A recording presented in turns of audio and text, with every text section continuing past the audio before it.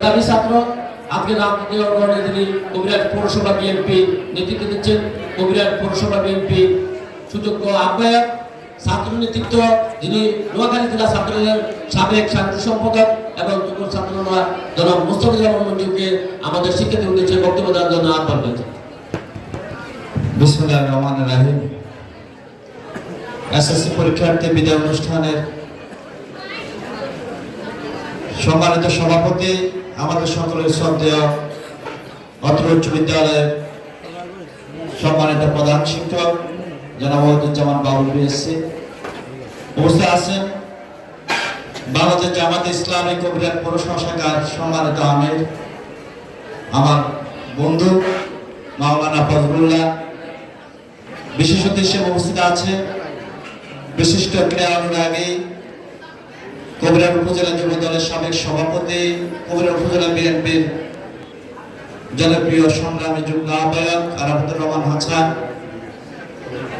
ইতিমধ্যে বক্তব্য দিয়েছেন আমার শ্রদ্ধেয় শিক্ষক, যিনার কাছে আমি স্কুল থাকাকালীন সময় প্রাইভেট পড়তাম, আমাদের Alimuddin Khasru BSc sir, Ibrahim sir, আমাদের সায়রা ম্যাডামও বক্তব্য রেখেছেন, ভালো বক্তব্য রেখেছেন, এবং আমার বন্ধু আবুল বাসার স্যার।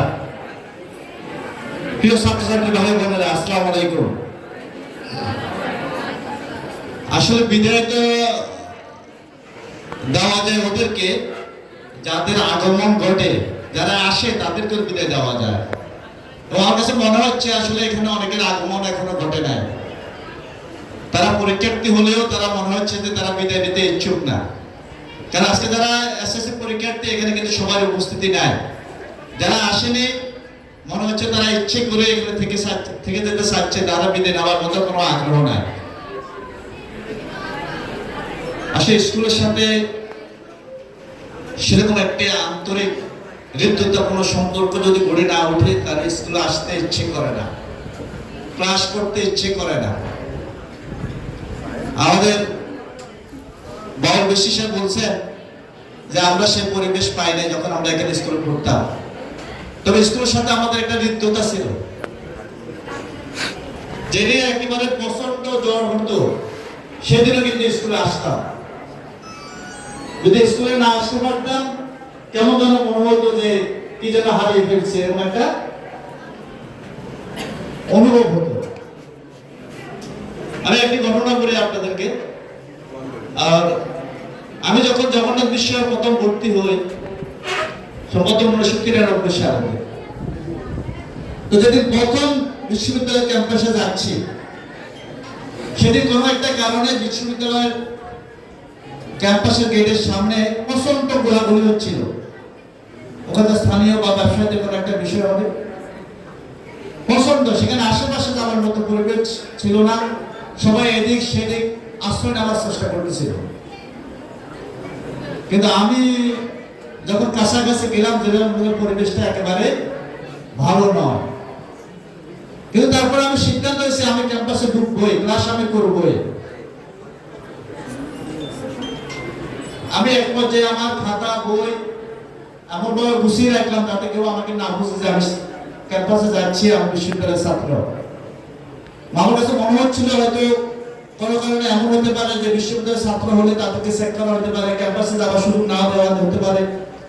প্রচন্ড খারাপ পরিস্থিতির মধ্যে আমি ক্যাম্পাসে ঢুকেছি। আমার ইচ্ছে ছিল আমি ঢুকবোই, আমি আসছি জীবন আমার প্রথম ক্লাস, আমি এটা কোনোভাবে মিস করবো না, আমাকে ক্যাম্পাসে ঢুকতেই হবে। আমি ক্যাম্পাসে ঢুকেছি। আপনাদেরকে মনে রাখতে হবে আপনার যে প্রতিষ্ঠান, আপনার যে কাজ, এটার সাথে আপনার একটা হৃদ্যতাপূর্ণ সম্পর্ক যদি তৈরি না হয়, কেউ জোর করে তোমাদেরকে ক্লাসে পাঠাতে পারবে না, ক্লাস করাতে বাধ্য করতে পারবে না, যদি মন থেকে পরিবেশ তৈরি হয়, আন্তরিকতা তৈরি না হয়। আজকে বিদায় নেবে, আমরা মনে করি নিশ্চয়ই বিদায়টা আনন্দের, কারণ আমরা কেউই প্রত্যাশা করি না ক্লাস 6 থেকে আজকের এই পর্যায়ে আসার পর আমরা শিক্ষক, ছাত্রছাত্রী, আমরা যারা অতিথি আছি অথবা পরিবারের অভিভাবক যারা আছে, কেউই প্রত্যাশা করে না তোমরা আবার এখানে থেকে যাবে, তোমরা এই স্কুলের গণ্ডি পেরিয়ে বিদায় নিয়ে আমাদের কাছ থেকে বিদায় নিয়ে যাবে, এটাই সকলের প্রত্যাশা। তোমরা এখানে থেকে যাবে, এটা কেউই কিন্তু প্রত্যাশা করে না। এটা তোমাদের জন্য মঙ্গলজনক নয়। তাহলে তোমাদের এই বিদায় যেন আনন্দময় হয়, তোমাদের যেন এই যে সফলতা আসে তোমাদের ছাত্র জীবনে, তোমরা যেন আরো অনেক বেশি অগ্রসর হতে পারো, আমরা সে প্রত্যাশা করবো, সেই দোয়াই করবো। আমি জানি না, হয়তো ছাত্র থাকাকালীন সময়ে আমরা হয়তো এভাবে আমাদের ভাবার সুযোগ পাইনি, কিন্তু যদি একটুখানি চিন্তা করো, একটি বছর তোমরা এই ক্লাসে দশম শ্রেণীর ছাত্রছাত্রী ছিলে, 365 দিনে এক বছর, কখনো কখনো 366 দিনে এক বছর হয়, সেটা জানো তোমরা? ধরে নিলাম 365 দিনে এক বছর, 65 দিন তোমার ছাত্র জীবন থেকে ছেড়ে দাও, স্কুল বন্ধ, অসুস্থতা, তোমাদের বেড়ানো, সবকিছু ছেড়ে দেওয়ার পর তোমার হাতে 300 দিন থাকে। 300 দিনে যদি 5 ঘন্টা করে সময় দেওয়া পড়ো, একেবারে অসম্ভব কোনো বিষয় না। ন্যূনতম 5 ঘন্টা যদি পড়ো, তাহলে কিন্তু 1500 ঘন্টা হয়। অথবা তুমি যদি মিনিট হিসেবে চিন্তা করো, 90,000 মিনিট। তোমরা বলো তো, যদি একটা তোমরা চিন্তা করো, এই 90,000 মিনিট পড়ালেখা করার পরে কেউ ফেল করবে, এটা কি কল্পনা করা যায়? কিন্তু আমরা পড়ি না, আমরা রেগুলার পড়ি না, কেউ পড়ি রেগুলার পড়ি না। আমরা পড়ি সারা বছর না পড়ে ওই যে পরীক্ষাকালীন সময়ে পড়ি, যার কারণে পড়াটা আমাদের কাছে অনেক কঠিন মনে হয়, কষ্টকর মনে হয়। আমি বলবো, প্রায় 1 বছর তোমরা কিছু শিক্ষা অর্জন করার জন্য পড়েছো, জ্ঞান অর্জন করার জন্য পড়েছো। এখন আর তোমাদের হাতে সময় নেই, সম্ভবত মাসখানেক সময় আছে। এই মাসখানেক সময় তোমাকে আর জ্ঞান অর্জনের জন্য, শিক্ষা অর্জনের জন্য পড়ার চিন্তা করে লাভ হবে না, তোমার হাতে সে সময় নেই। এই 1 মাস তোমাকে পড়তে হবে পাস করার জন্য। এই 1 মাসও যদি তোমরা টার্গেট করে পড়ো, আমার বিশ্বাস একজন পরীক্ষার্থীও ফেল করবে না। যদি আজকে তোমরা সিদ্ধান্ত নাও যে ডেইলি 1 মাস ভালোভাবে পড়লে কমপক্ষে 7 থেকে 8 ঘন্টা সময় পড়া তোমাদের সকলের পক্ষে সম্ভব। যদি এটা নিশ্চিত করতে পারো, আমি আজকে বলে যাচ্ছি, 7 থেকে 8 ঘন্টা 1 মাস পড়ার পর এখানে একটি ছাত্রছাত্রীকে খুঁজে পাবে না, পরীক্ষার পর রেজাল্ট দেওয়ার পর সে ফেল করেছে 7 ঘন্টা পড়ার পরেও একজনকে খুঁজে পাবে না, আমি নিশ্চিতভাবে বলতে পারি। কিন্তু তোমাদেরকে সিদ্ধান্ত নিতে হবে। যদি তোমরা সিদ্ধান্ত নিতে না পারো, তাহলে তোমাদের জন্য যেরকম অমঙ্গল, যে মা বাবাকে খুব বেশি ভালোবাসো, সেই মা বাবা তোমাদেরকে ঘিরে অনেক আশা প্রত্যাশা করে, তাদের জন্য সেটা অনেক বেশি কষ্টকর। কারণ তুমি তোমার মা বাবাকে অনেক ভালোবাসো, কিন্তু তাদের প্রত্যাশা পূরণের জন্য তোমার ন্যূনতম চেষ্টা থাকবে না, তাহলে এই ভালোবাসার কোনো মূল্য নাই। তুমি তোমার শিক্ষক ম্যাডামদেরকে খুব ভালোবাসো, নির্দেশ মানো, কিন্তু তারাও প্রত্যাশা করে তুমি ভালো রেজাল্ট নিয়ে এই স্কুল থেকে বের হয়ে যাবে, কোনো জায়গায় পৌঁছবে।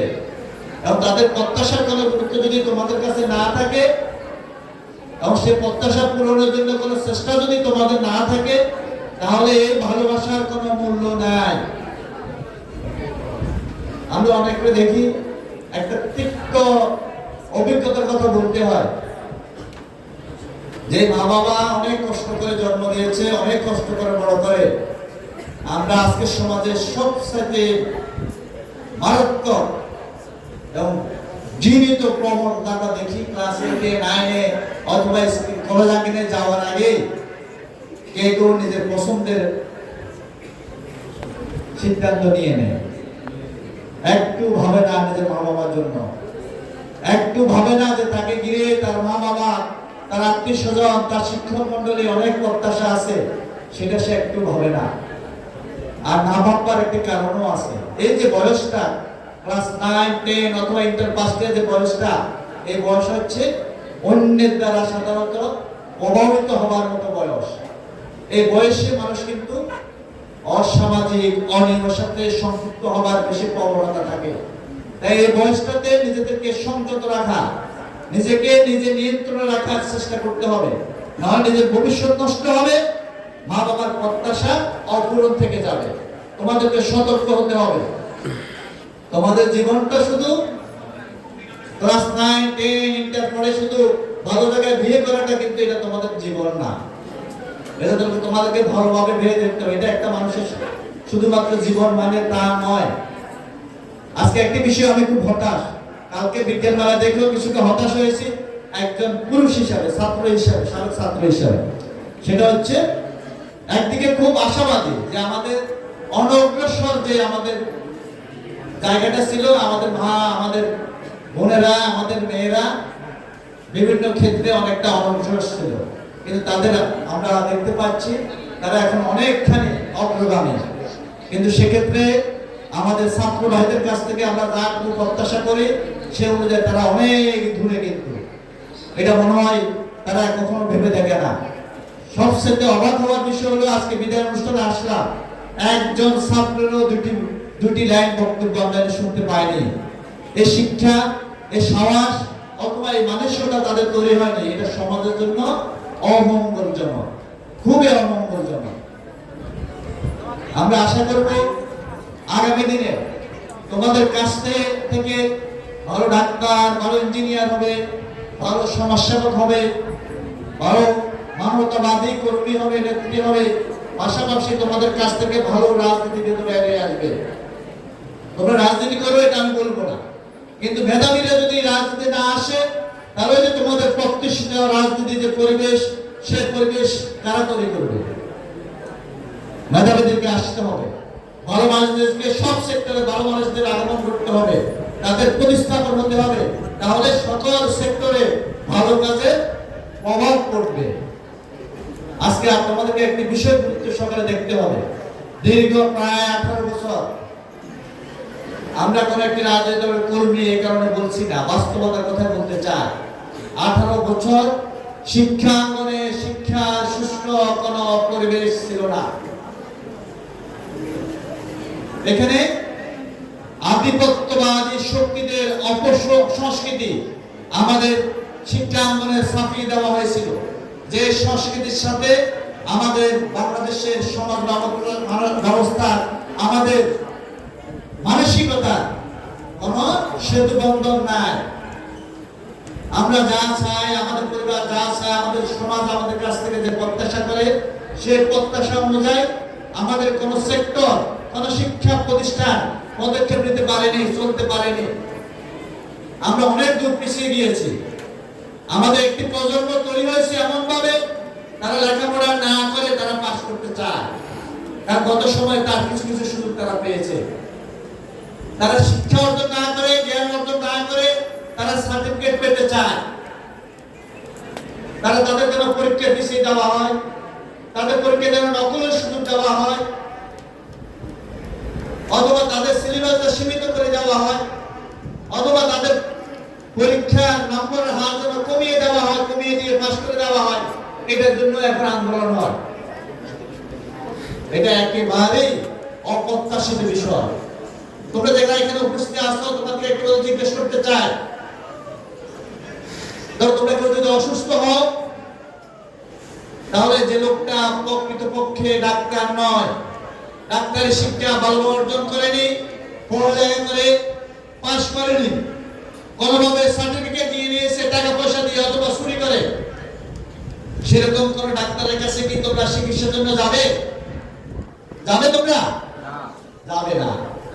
যিনি পড়ালেখা জানেন না, ভালো শিক্ষক নয়, কোন কারণে তিনি যদি তোমাদের স্কুলে মাস্টার হিসেবে শিক্ষা দেওয়ার সুযোগ দেওয়া হয়, তোমরা কি 1-2 দিনের পর ওনার কোনো ক্লাস করবে? করবে না। অথবা যিনি প্রকৃতপক্ষে ইঞ্জিনিয়ার নয়, তার সার্টিফিকেটটা জাল, ভুয়া, সেরকম কোন ইঞ্জিনিয়ার দিয়ে তোমাদের বাড়িঘর নির্মাণের ক্ষেত্রে কি নকশা করাবে, ডিজাইন করাবে? করাবে না। এটাই বাস্তবতা। তাহলে তোমাদের মধ্যে যারা লেখাপড়া না করে নকলের সুযোগ নিয়ে পাস করতে চায়, সেটা কি যুক্তি? এটা তাদের কোনো কাজে লাগবে না, সমাজের কোনো কাজে লাগবে না। এটা মনস্তাত্ত্বিকভাবে, নৈতিকভাবে তোমাদেরকে দুর্বল করে দেওয়া, আমাদের সমাজ ব্যবস্থা, আমাদের শিক্ষা ব্যবস্থাকে দুর্বল করে দেওয়া হবে। একটা সময় আমাদের রাষ্ট্রীয় কাঠামো, আমাদের শিক্ষা ব্যবস্থা একেবারে ভেঙে পড়বে। যত 18 বছর ভাবে ভেঙে পড়েছে, ধ্বংস হয়েছে। আর যদি কয়টা বছর এভাবে সুযোগ পায়, তাহলে আর সুশিক্ষিত জাতি কখনো বাইরে হবে না আমাদের শিক্ষা প্রতিষ্ঠান থেকে। একটু ভেবে দেখো তো, যদি এরকম পরিবেশ তৈরি হয়, গত সময় 18 বছরের মতো সামনে যদি এভাবে চলতে থাকে, তাহলে তোমার আমার যে প্রত্যাশা, অথবা যে প্রত্যাশা অনুযায়ী রাষ্ট্র কাঠামো, শিক্ষা প্রতিষ্ঠান, সমাজ ব্যবস্থা হওয়ার কথা, সেটা কি কাছাকাছি যাওয়ার কোনো সুযোগ আমরা পাবো? মোটেই পাবো না। তাহলে নিশ্চয়ই এটা কখনো আমরা সমর্থন করতে পারি না। আমাদেরকে শিক্ষার মধ্যে শৃঙ্খলা, আমাদের যারা শিক্ষক মন্ডলী আছেন তাদের নির্দেশনা মেনে চলতে হবে। এটা আমাদের ভবিষ্যৎ জীবনের জন্য এটা একটা আশীর্বাদ হবে। আমাদেরকে আমাদের মা বাবার খাওয়া নির্দেশনা পরামর্শ মেনে সিদ্ধান্ত নিতে হবে। তুমি যখন ডিগ্রি পাস করবে, অনার্স পাস করবে, তখন আর তোমাকে তোমার শিক্ষক মন্ডলী অথবা তোমার মা বাবা কোনো সিদ্ধান্তের বিষয়ে সাফাসাফি করবে না। সাধারণত আমাদের সমাজে এটা করে না। কিন্তু তোমাকে মনে রাখতে হবে, একটি বয়স পর্যন্ত, সেই প্রাইমারি স্কুল থেকে শুরু করে অন্তত ডিগ্রি পাস করা পর্যন্ত, 18 বছর পরিপূর্ণ হওয়া পর্যন্ত তুমি রাষ্ট্রীয়ভাবে, সামাজিকভাবে, এককভাবে তোমার বিষয়ে কোনো সিদ্ধান্ত নেওয়ার ক্ষমতা রাখো না। এটা তোমাদেরকে স্পষ্ট জানতে হবে। এই বয়সটা তোমাকে তোমার পরিবার, তোমার শিক্ষা প্রতিষ্ঠান, তোমার অভিভাবক যারা আছে, তাদের নির্দেশনাকে গুরুত্ব দিয়ে, পরামর্শকে গুরুত্ব দিয়ে তোমাকে চলতে হবে। না হয় তুমি ভ্রান্ত পথে পরিচালিত হবে, তুমি ক্ষতিগ্রস্ত হবে, তোমার ভবিষ্যৎ ক্ষতিগ্রস্ত হবে, এই সমাজ কলুষিত হবে, তোমার পরিবার ক্ষতিগ্রস্ত হবে। এটুকু সময় তুমি একটা পরিপূর্ণ বয়স পার করো, তখন তুমি তোমার সিদ্ধান্ত নিতে পারবে, তুমি তোমার সিদ্ধান্ত নিবে, এই বিষয়ে আমাদের কোনো আপত্তি নেই। কিন্তু একটা বয়স পর্যন্ত তোমাকে একটা নিয়মের মধ্যে চলতে হবে, একটা নির্দেশনার মধ্যে তোমাদেরকে থাকতে হবে। আমরা আশা করব তোমাদের মধ্য থেকে শুধু সুশিক্ষিত জাতি তৈরি হবে না, সুশিক্ষিত জাতি যে সভ্য, মানবিক, ন্যায়পরায়ণ না, তোমাকে ভালো মানুষ হতে হবে, সভ্য মানুষ হতে হবে, ন্যায়ের পক্ষে থাকতে হবে, ভালো কাজগুলোকে উৎসাহিত করতে হবে। সমাজে যে অপসংস্কৃতি অথবা অনৈতিক কর্মকাণ্ড যা কিছু আছে, তোমার আশেপাশে যা হয়, সেটার বিরুদ্ধে তোমাকে অবস্থান নিতে হবে।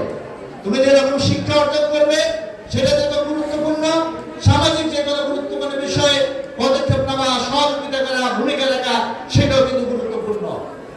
কারণ আমরা অনেক সুশিক্ষিত ব্যক্তিকে দেখেছি যে তার সমাজকে বঞ্চিত করে, তার পরিবারকে বঞ্চিত করে, যে তার শিক্ষা প্রতিষ্ঠানকে বঞ্চিত করে, যে তার রাষ্ট্রকে বঞ্চিত করে। এরকম শুধু সুশিক্ষিত হলে চলবে না। সুশিক্ষার সাথে সাথে সুনাগরিক হতে হবে, মানবিক মানুষ হতে হবে, সভ্য মানুষ হতে হবে, দেশ প্রেমিক হতে হবে। আমরা একটা স্বাধীন সার্বভৌম রাষ্ট্রে বসবাস করি। আমার এই রাষ্ট্রে স্বাধীনতা, সার্বভৌমত্ব, গণতান্ত্রিক অধিকার, ন্যায় বিচার প্রতিষ্ঠা করাও কিন্তু প্রতিষ্ঠা করার পক্ষে ভূমিকা রাখাও কিন্তু একজন সচেতন, একজন সুশিক্ষিত নাগরিকের কিন্তু গুরুত্বপূর্ণ দায়িত্ব। এই বিষয়গুলো তোমাদের মাথায় রাখতে হবে। সর্বশেষ যে কথাটা বলবো, অবশ্যই আজকে থেকে শুরু করে আগামী একটি মাস তোমরা অবশ্যই চেষ্টা করবে প্রত্যেকটা দিন কমপক্ষে অন্তত 8 ঘন্টা পড়ালেখার সময় দেওয়ার জন্য। যদি সেটা দিতে পারো, আমি নিশ্চিত করে বলছি তোমরা একজনও ফেল করবে না, একজনও না। তোমাদের আগামী ভবিষ্যৎ যেন সুন্দর হয়, তোমাদের পরিবারের প্রত্যাশা যেন পূরণ হয়, রাষ্ট্র এবং সমাজের ন্যায়সঙ্গত পরিবর্তনে তোমরা যেন গুরুত্বপূর্ণ ভূমিকা রাখো, সে আশা প্রত্যাশা করে তোমাদের সবাইকে ধন্যবাদ জানিয়ে আজকে যারা আয়োজক আমাদেরকে এখানে সুযোগ করে দিয়েছেন যে একটি কথা বলার, তাদের সবার প্রতি কৃতজ্ঞতা জানিয়ে আমি আমার কথাগুলো শেষ করছি। খোদা হাফেজ।